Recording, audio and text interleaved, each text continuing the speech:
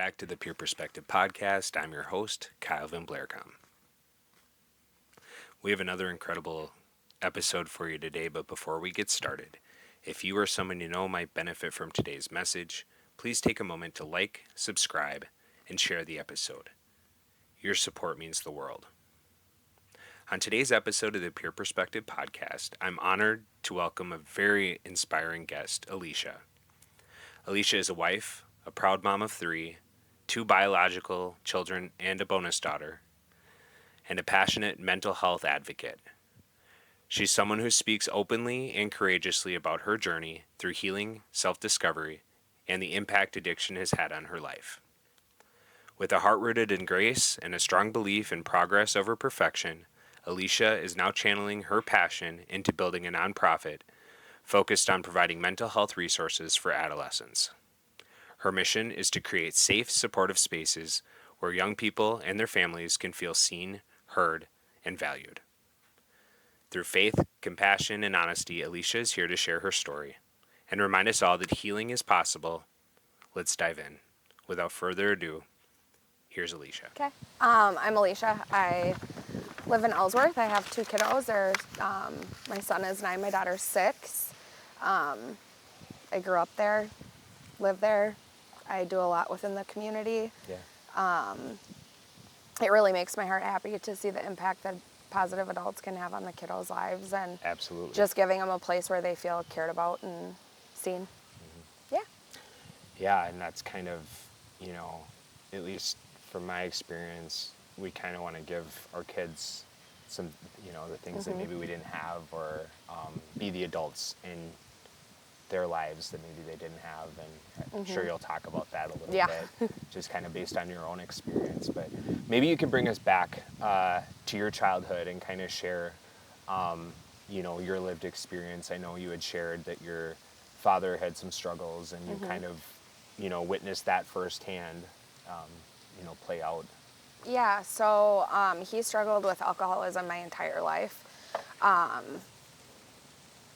And he would be in and out, and, when he would try and go get sober, he would come and visit, and then when he would relapse, he'd be gone for years again, and then he would come back, and I remember being like 6 or 7 years old, and my mom had to sit me down and have the conversation of like, this is what the doctors are saying, that he has 6 months to live, and I I did live that for 6 or 7 years of my life. And then he ultimately passed away when I was almost 13. And it was much more of a shock than I ever thought that it actually would be, only because I thought that he would live forever. I really thought that he would live forever. When you go through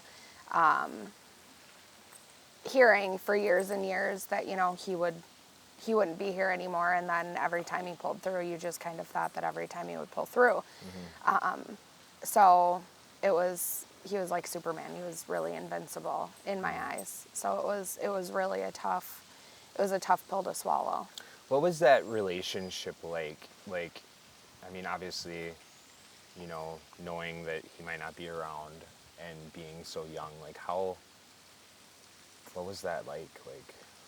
I felt a lot of feelings of abandonment because he wasn't really ever around. Sure. So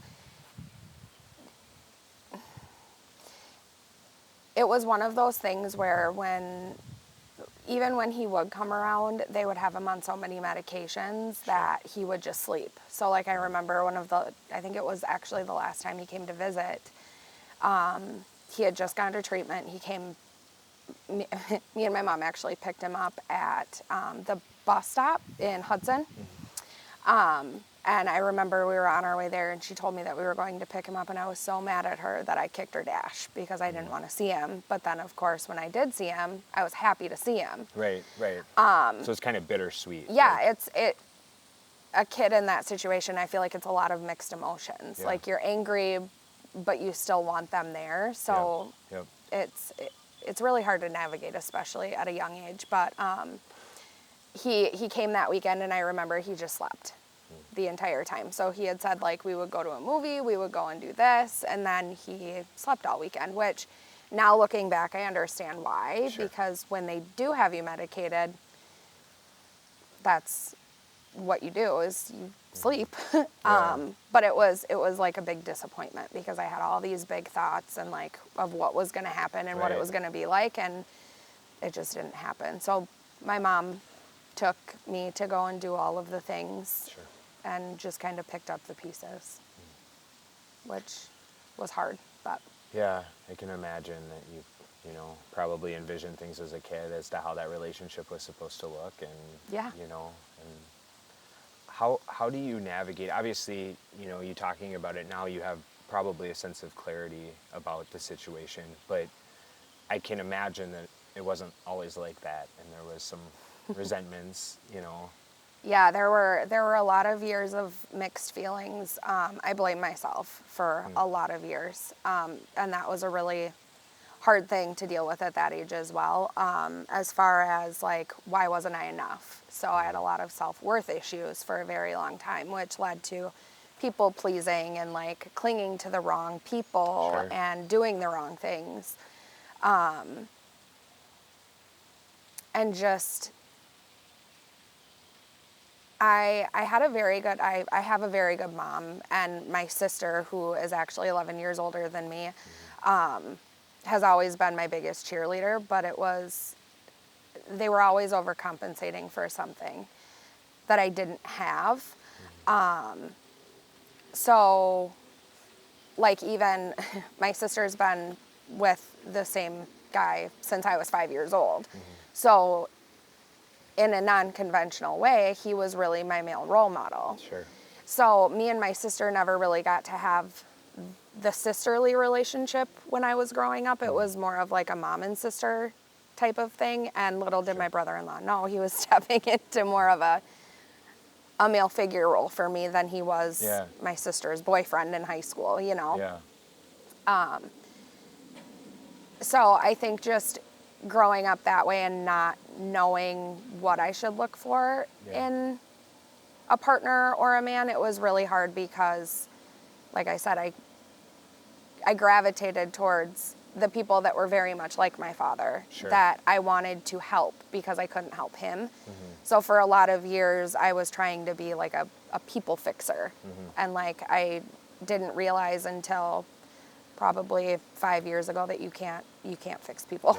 Yeah. They have to want it for themselves. And my husband has really been a huge support in like my mental health journey and Sure. like what I need. And even though we grew up completely different, his parents are still together and I love them dearly, but he doesn't understand what growing up in a more non-conventional way Sure. feels like. So sometimes we have struggles because I find myself very much overcompensating for my kids.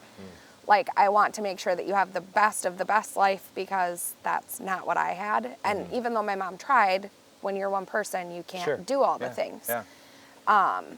And that wasn't always the healthiest relationship either. But she didn't know what she didn't know, Yeah. you know, Yeah. and you just do the best with what you have. Yeah. Yeah, I mean, I can relate to a lot of that from my own experience, and just how you kind of unconsciously cling to people, you know, that are like your parents or whatever, and good and bad. You know, Yeah. there's also some probably positive things. Yeah.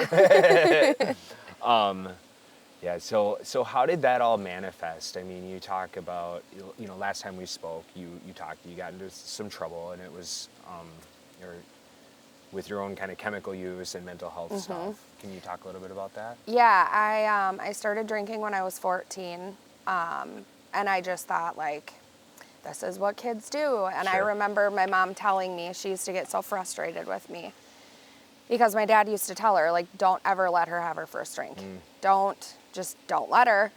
And I did because I thought I would never be like him. I would never let anything like that happen to me. But so partying back in those days, you know, you trust people that you shouldn't trust. Bad things happen. People do things that are despicable, but you trust them. Sure. And when bad things happen to you, you think, well, it can't really be that bad because it happened to me. And bad things just don't happen to me, you know? Right. Even though the older you get, bad things very much can happen to anyone.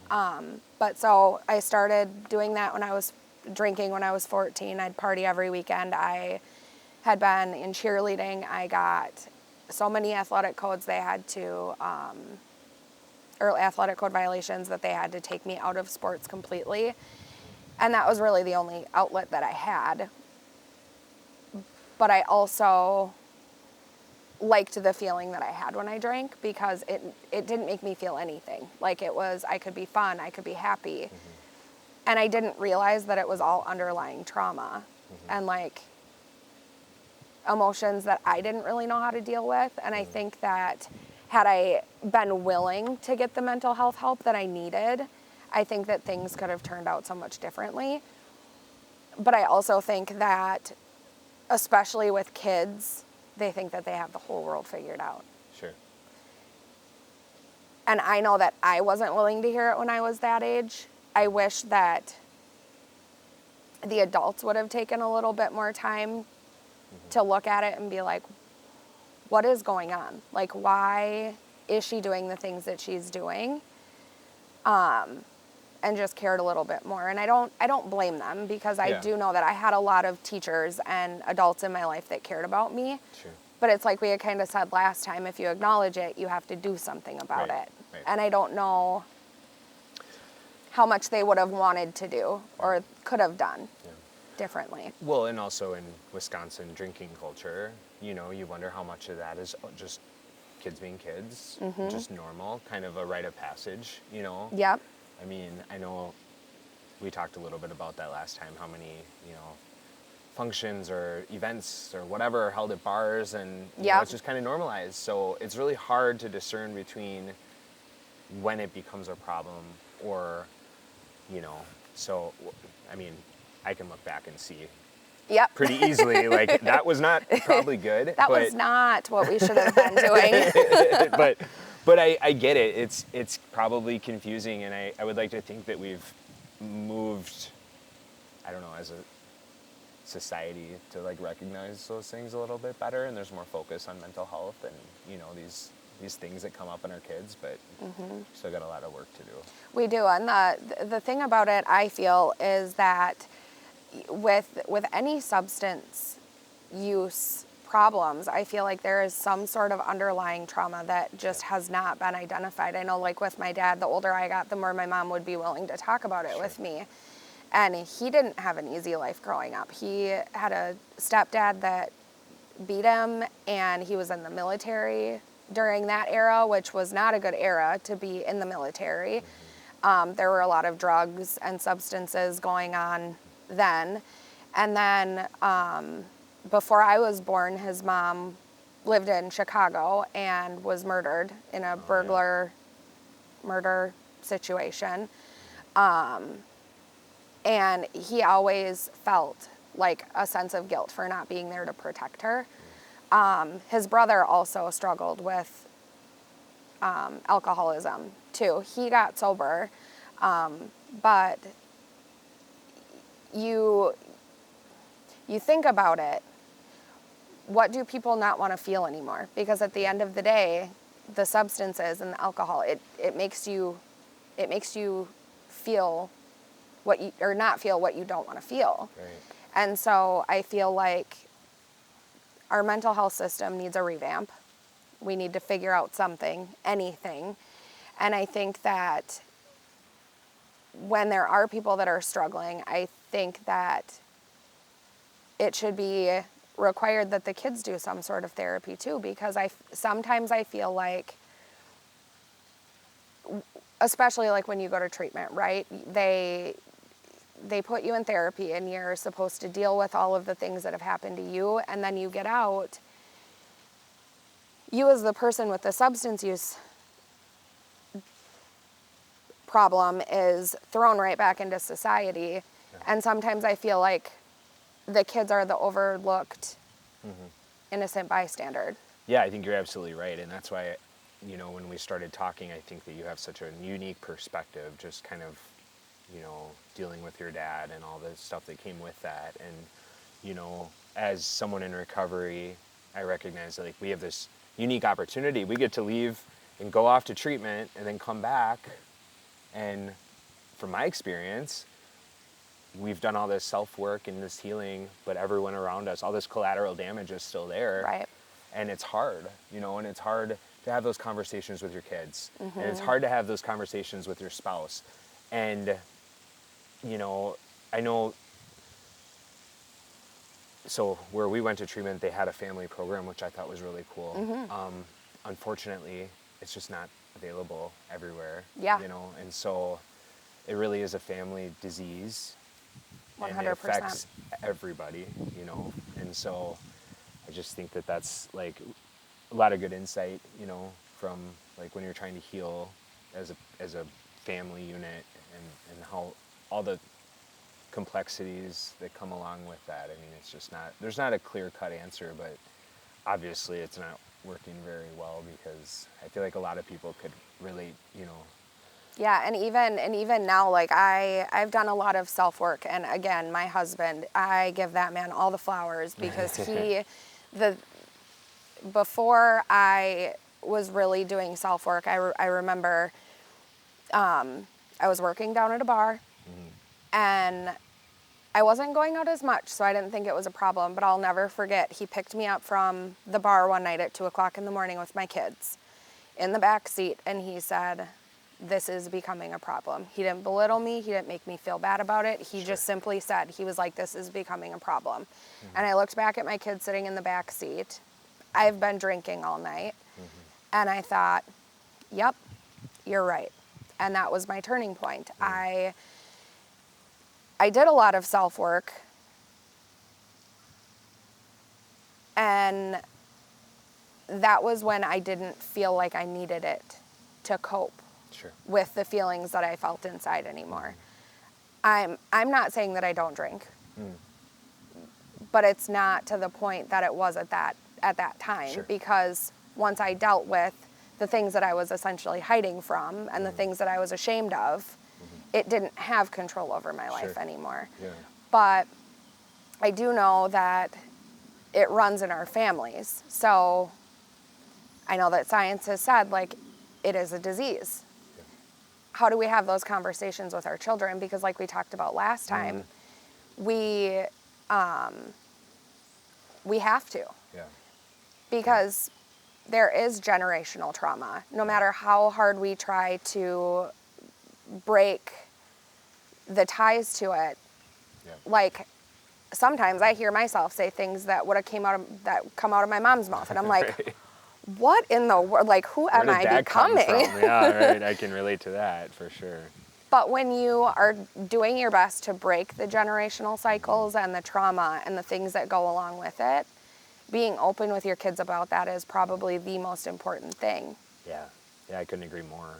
Just like even that awareness, like, oh, it sounds like my parents, or you know, or kind of challenging those beliefs, right, about ourselves and our parenting skills and you know, those like deep-rooted things that kind of come up. I don't know, it's just, I think that's what it's all about. That's the progress, right? It's like, because, you know, no, that's awesome stuff. I also feel like children of addicts or alcoholics, they grow up having a lot of self-worth issues. So I think that's, from my experience, I didn't want to change because I didn't think that I was worth the life that I have now. And I am here, I will scream it from the rooftops, from the mountaintops, that you are worth 100% of the most fantastic life. And that we don't have to be our circumstances. You can 100% overcome them, and you can have whatever life you want. That there is absolutely there is no playbook for healing, and there is no playbook for parenting or healing. If you want to heal and you want to be better, you can do it, and the things that will come after are the most beautiful things that you will ever have. That's amazing stuff.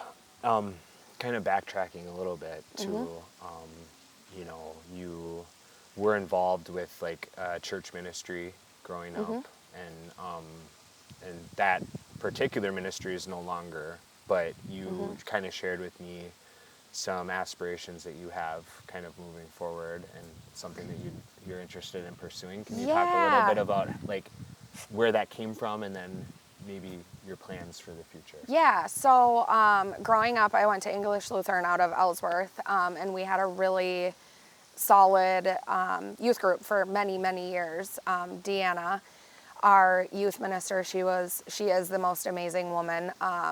She really gave me a space that I probably wouldn't have had otherwise. Cool. She saw that I was one of the rougher ones, and she loved me the same as everybody else. I went on mission trips. Cool. Which was the best thing, and I can't wait until my kids are old enough so that I can take them. Yeah. You literally go, you work on people's houses, you just give back, and you live in a school for a week, and like you worshiped it. Like, it is the most amazing experience. But we did that, and then we also did, there was a house that our church owned that we fixed up. And like we went in, we demoed it, we painted, and it was called the Youth House, and it was just for kids to go after school where they could play video games. We had Bible studies. It was the most amazing thing. Different adults would volunteer, make dinners. When Deanna moved to Duluth, I don't even know how many years ago that was now, but she moved to Duluth to be closer to her kids and her grandkids. They didn't keep it going. So they actually ended up tearing the house down probably a year or two ago now.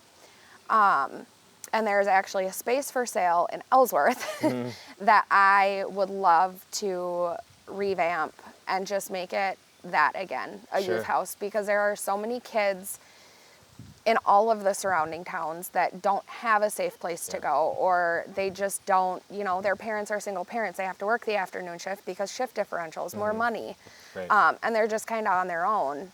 And when we don't give the kids anything to do or a safe place to be or somewhere that they belong, they're going to figure out where they belong. And typically that's not always the most positive of places. Yep.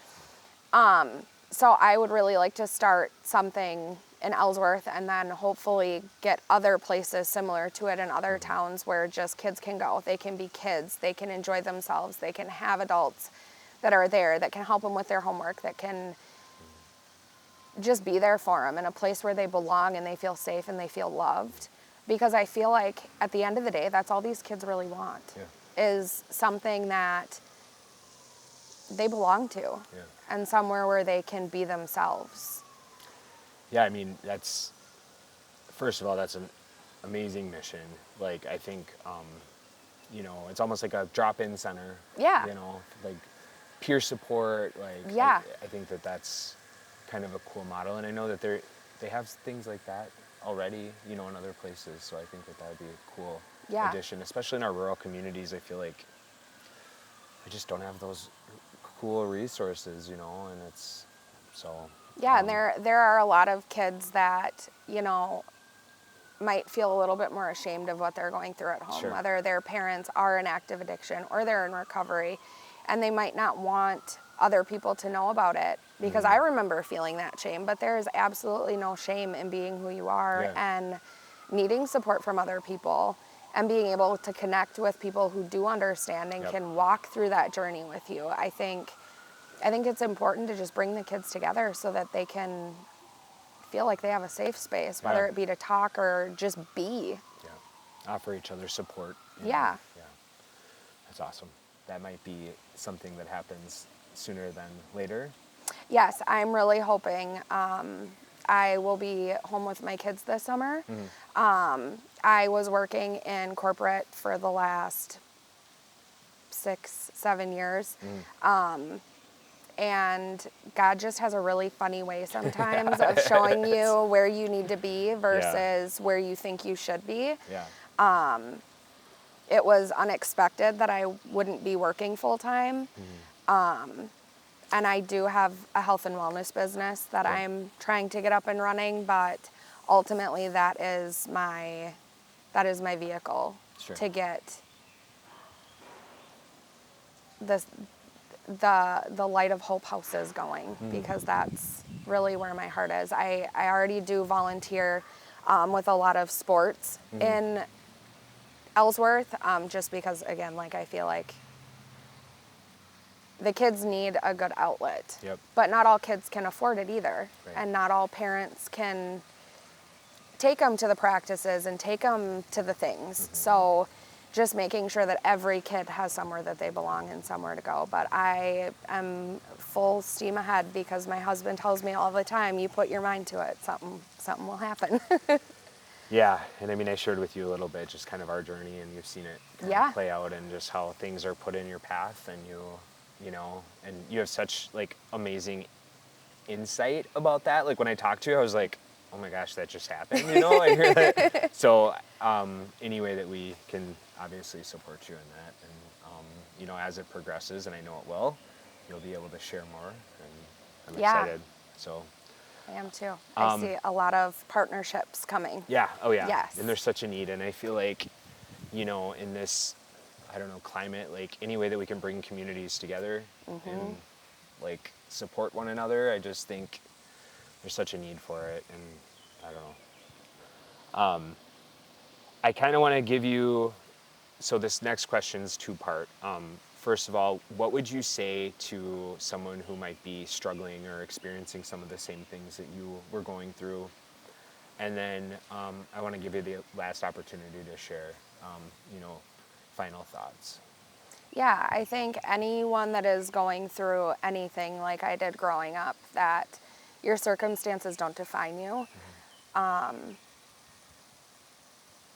And you can either live in your trauma, or you can live despite of it, and you can overcome it. Just because you are where you are now doesn't mean in 10 years you're going to be in the same place. If you do the work on yourself, you can do and be whatever you want to be in this life. It doesn't have to be where you are now. You don't have to live there forever. And I think that just knowing that you're worthy of love and all of the good things that come to you, and just that you, if God puts it on your heart and he puts it in your mind,